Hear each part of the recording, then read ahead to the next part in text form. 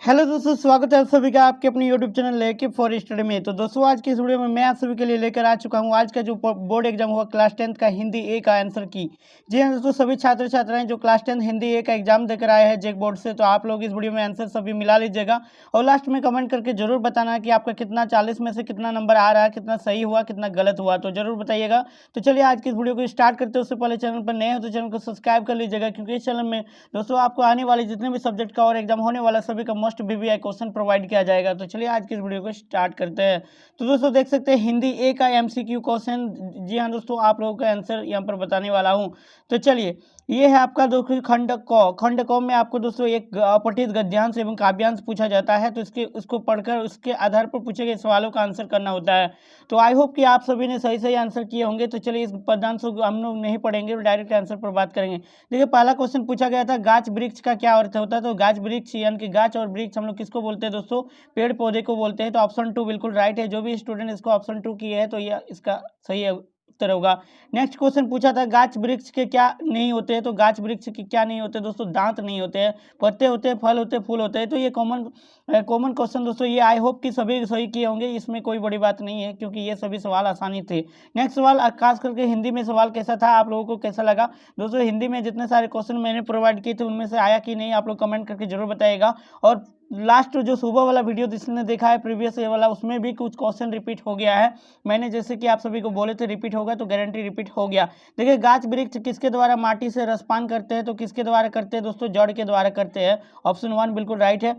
पेड़ कब मर जाता है। तो पेड़ कब मर जाता है दोस्तों, पानी न मिलने पर। दोस्तों पानी अगर नहीं मिलेगा पेड़ पौधे को तो वो मर जाते हैं, मुरझा जाते हैं। आप लोग को याद रखना, ये तो काफी सिंपल था। चलिए, यहाँ पर प्रस्तुत पदार्थ, यहाँ पर एक पदार्थ दिया रहता है, इसको पढ़कर इसके आधार पर पूछे गए सवालों का आंसर करना होता है। बट मैं यहाँ पर नहीं पढ़ूंगा, ऑलरेडी पढ़ लिए। तो चलिए, 5वां नंबर सवाल था धनुष से छोटा हुआ बाण क्या करता है। तो धनुष से छोटा हुआ बाण क्या करता है, उपरोक्त पदार्थ को पढ़िएगा तो पता चलेगा, लक्ष्मण भेद करता है। तो राइट आंसर ऑप्शन 1 ही होगा इसका। नेक्स्ट क्वेश्चन, क्वेश्चन नंबर 6 क्या पूछा था, लक्ष्मण के पथिक कंटकों को क्या मानते हैं। तो क्या मानते हैं दोस्तों, फूल मानते हैं। क्यों, क्योंकि जब इसको आप लोग पढ़िएगा, देखिए यहाँ पर आप लोगों को मैं दिखाना चाहूंगा। तो यहाँ पर देखिए, आप लोगों को यहाँ पर सुमन करके दिया हुआ देख सकते हैं, किंतु पंथ के कंटकों को हम सुमन भी मानते हैं। सुमन मीन्स होता है फूल, फूल का ही पर्यायवाची शब्द क्या है, सुमन। तो याद रखिएगा इसका राइट आंसर क्या है, जो भी फूल मारे हैं तो बिल्कुल सही है। नेक्स्ट क्वेश्चन, क्वेश्चन नंबर 7 पूछा था बाल रवि की किरणें कैसी होती है। तो बाल रवि की किरणें स्वर्ण जैसी होती है।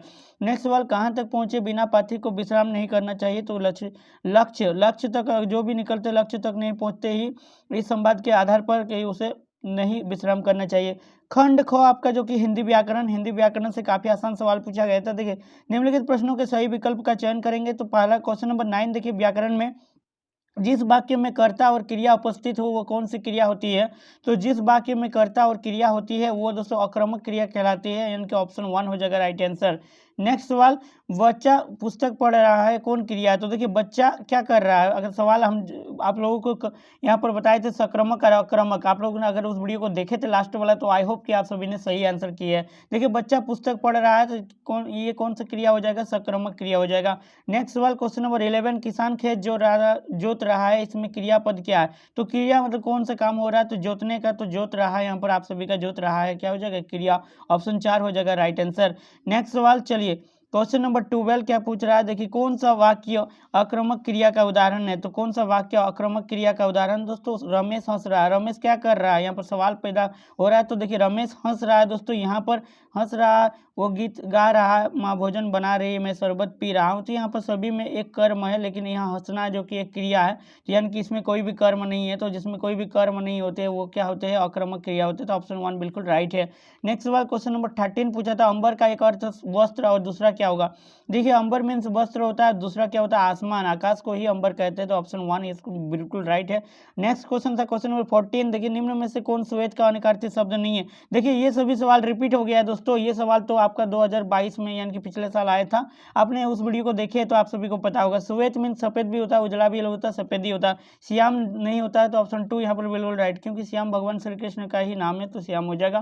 क्वेश्चन नंबर 15 देखिए, निम्न में से कौन सा शब्द समुच्चय बोधक अवयव शब्द है। तो धीरे धीरे जो है क्या है, यहाँ पर समुच्चय बोधक अवयव शब्द है। नेक्स्ट सवाल, क्वेश्चन नंबर 16, पता नहीं वह खाली जगह यहाँ पर डेस्क चला गया, कहाँ जाए, सही अवयव पद भरे। तो यहाँ पर देखिए फिट करके देखिएगा सही, तो कौन सा सही हो जाएगा, ऑप्शन 4 हो जाएगा। पता नहीं वह कब चला गया है, तो ऑप्शन 4 बिल्कुल यहाँ पर सुइटेबल हो रहा है, तो वही आंसर होगा। क्वेश्चन नंबर 17, शिक्षक चाहते हैं कि उनके विद्यार्थी अच्छा बने, ये कौन वाक्य है? देखिए शिक्षक चाहते हैं, एक वाक्य है, उनके विद्यार्थी अच्छा बने, इसको जोड़ा गया है की के द्वारा जोड़ा गया है, यानी कि यहाँ पर क्या हुआ, एक संयोजन आ गया, तो यहाँ पर इसको हम लोग दोस्तों दो वाक्यों का मेल से बना एक वाक्य जो क्या होता है, ये संयुक्त वाक्य कहलाते हैं। तो आपका ये दोस्तों संयुक्त वाक्य ही आंसर होगा, ऑप्शन 3 बिल्कुल राइट आंसर हो जाएगा। चलिए नेक्स्ट सवाल देखते हैं। क्वेश्चन नंबर 18 क्या कह रहा है दोस्तों, प्रतिदिन कौन समास है? तो प्रतिदिन इसका समास विग्रह करेंगे तो प्रत्येक दिन हो जाएगा, तो ये अव्ययभाव समास ऑप्शन 1 बिल्कुल राइट होगा। नेक्स्ट सवाल क्वेश्चन नंबर 19, देखिए निम्न में से बहुव्रीहि समास कौन सा होगा? तो बहुव्रीहि समास आपका लंबोदर ही होगा। चलिए नेक्स्ट सवाल क्वेश्चन नंबर 20, देखिए पक्षी आकाश में उड़ेंगे, ये कौन वाच्य है?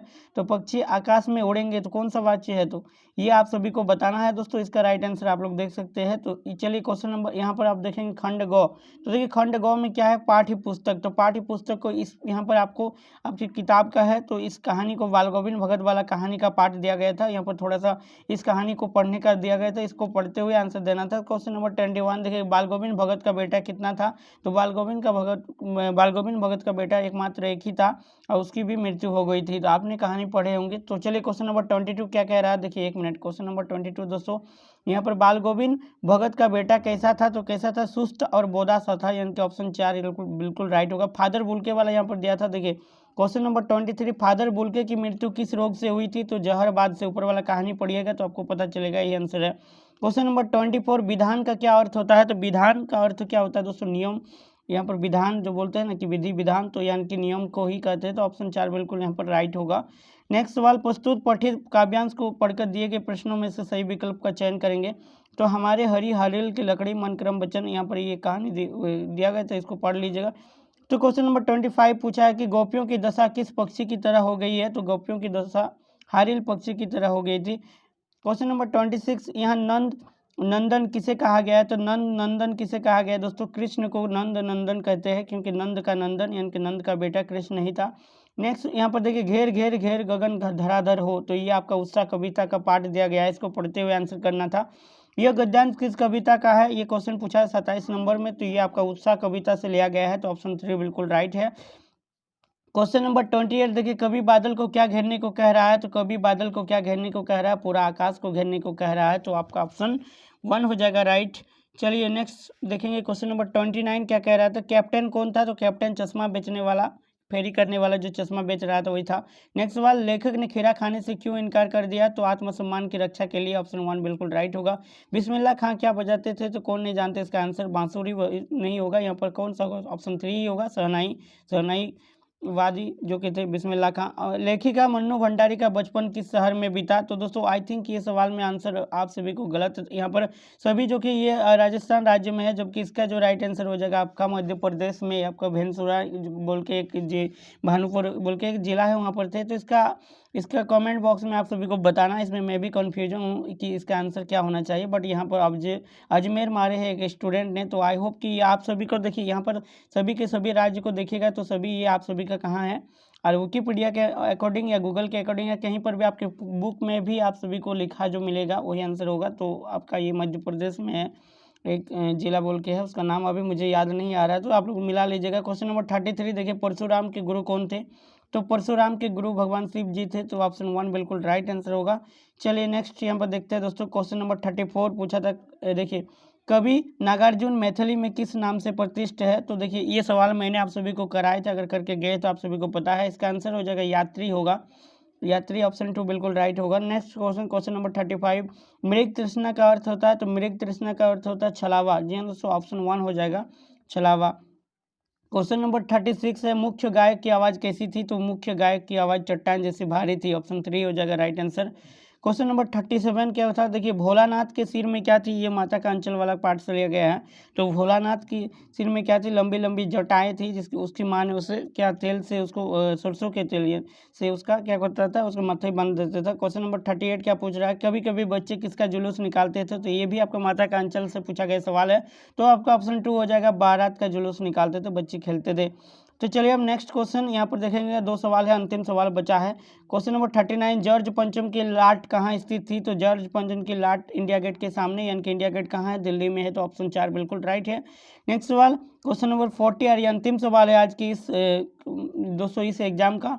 गंगटोक नगर किस राज्य की राजधानी है? तो गंगटोक नगर किस राज्य की राजधानी आप सभी को पता होना चाहिए। सिक्किम की राजधानी, ऑप्शन 1 हो जाएगा।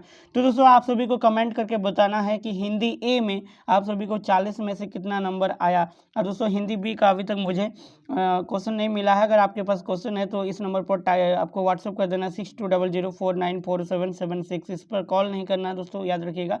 इस पर व्हाट्सअप कर दीजिएगा, मैं उसका आंसर जल्द से जल्द अपलोड कर दूंगा। तो इस वीडियो में इतना ही, तो take care, bye bye and thanks for watching.